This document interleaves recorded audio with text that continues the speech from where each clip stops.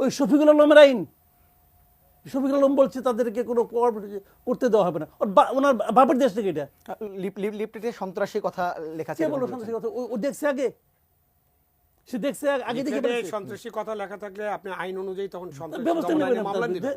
আগে লিফলেটটা দেখেন, আপনি পড়েন, লিফলেট দেখার আগেই তো আপনি আপনি কোন আইনে বলেন না? আপনি আমি খেলে ওনাকে জিজ্ঞেস করি, উনি তো একজন সরকারি কর্মচারী, ওনাকে আমি প্রশ্ন করেছি, উনি বলুক কোন আইনে উনি বলে এটা। তাহলে আইন চেঞ্জ করেন, বলেন আমি আইন মানি না, তাহলে আমিও আইন মানবো না, আপনিও আইন কেউ আইন মানি না। আমরা দেশ আইনবিহীন দেশ চলবে, অসুবিধা কি আছে? তখন তো আইন না থাকলে পুলিশেরও দরকার নাই, কোনো প্রবলেম নাই তো। আমার কথা হলো কি, আপনি যদি আইন রাখেন, আপনি যদি সংবিধান রাখেন, আপনাকে ওই আইন এবং সংবিধান মানতে হবে। আর আপনি যদি এত বড় একটা পোস্ট থেকে আপনি নিজে যদি আইন ভঙ্গ করেন, তাহলে অন্যরা ভঙ্গ করলে তাদের আটকাবেন কি হিসেবে?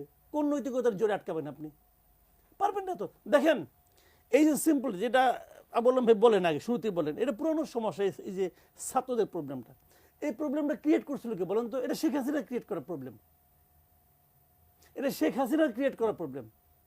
এই 7 কলেজ একসময় জাতীয় বিশ্ববিদ্যালয়ের আন্ডারে ছিল, ছিল না? ছিল। ওইখান থেকে বেরিয়ে আসলো কেন? মানে আওয়ামী লীগের সঙ্গে বিএনপি মূল বিরোধটা কি ছিল? আমাদের নির্বাচন ব্যবস্থায় যে সংস্কার কমিশনের প্রস্তাবগুলো, সেখানে কি আছে যে তত্ত্বাবধায়ক সরকারের মাধ্যমে ইলেকশন করতে হবে? যদি সেই প্রস্তাবটা থাকে, তাহলে এই সরকার ইলেকশন কেমন করাবেন? এই সরকার তো নিরপেক্ষ নয়। এবং এই সরকারের আবার আপনার প্রেস মিনিস্টার যেটা আছে, এই আপনার প্রেস সেক্রেটারি, সে তো বলেই দিচ্ছে এটাকে রাজনৈতিক সরকার।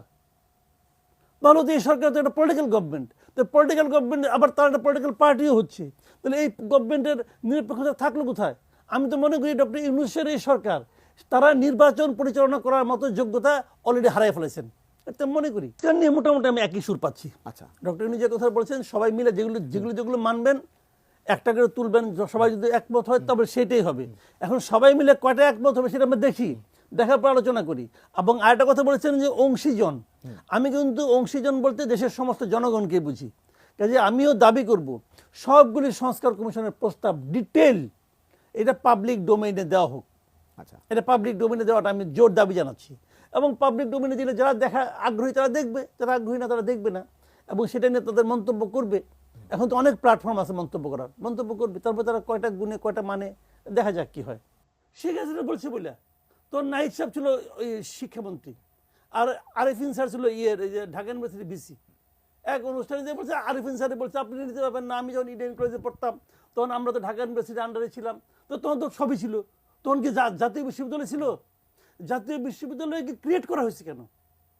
একটাই কারণ, যে স্নাতক পর্যায়ে, স্নাতক এবং তার উপরের পর্যায়ে যে সমস্ত কলেজগুলি পড়ায়, তাদের সমস্ত কিছু নথিপত্র এখানে থাকবে, এরা সার্টিফিকেট ইস্যু করবে, এখানে সব কিছু হবে। এই তো জিনিসটা, এই তো মূল কারণ ছিল। তো ওখান থেকে আমি এই 7টাকে বের করে আনলেন কেন? আনলেন তো আনলেন, ঢাকা বিশ্ববিদ্যালয় সেটাকে অনার করলো না কেন? করে নাই ঢাকা বিশ্ববিদ্যালয়, তারা তখন আন্দোলন করছে। এতদিনে আপনি সমস্যা জিয়ে রাখলেন কেন? জাতীয় বিশ্ববিদ্যালয়ের আন্ডারে তাদেরকে আবার পাঠান না করে। জাতীয় বিশ্ববিদ্যালয়ের আন্ডারে 34 লাখ স্টুডেন্ট আছে, এদের এই 7 কলেজে 2 লাখ, তো 2 লাখ গেলে ওরা পারবে না? ওদেরকে দেন, এটা আলাদা ইউনিভার্সিটি করতে হবে কেন? আপনাকে উচ্চ বংশীয়, তারা সবাই নিম্ন বংশীয়। ওই খুলনার বিএম কলেজ বা মিশিগান এম কলেজ এগুলো সব নিম্ন বংশীয়, আর আপনি ঢাকা কলেজ, ইডেন কলেজ উচ্চ বংশীয়। ভাই দেশটা একটাই, সমস্যাটা কি?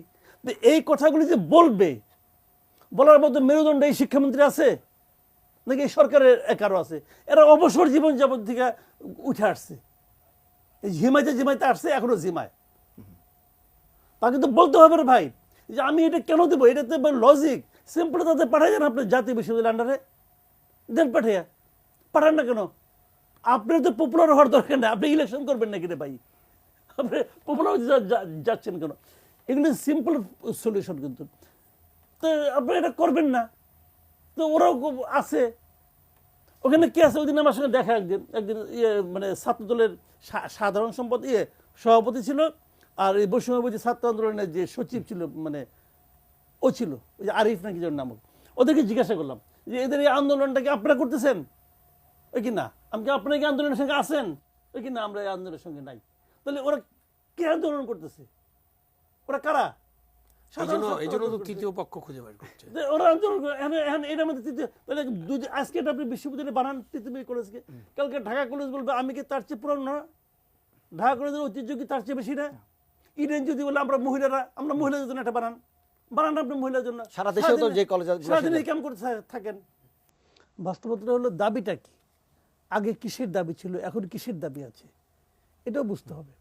কাজেই দুইটাকে কিন্তু এক পাল্লায় মাপলে হবে না, কাজে আমি মনে করি যে আগেরটা এটা এক ধরনের ব্যাপার না। আর এখানে যে দাবিগুলো উঠছে এই দাবিগুলোর সমাধান আছে, আগের দাবিগুলো তো সমাধান হয়নি।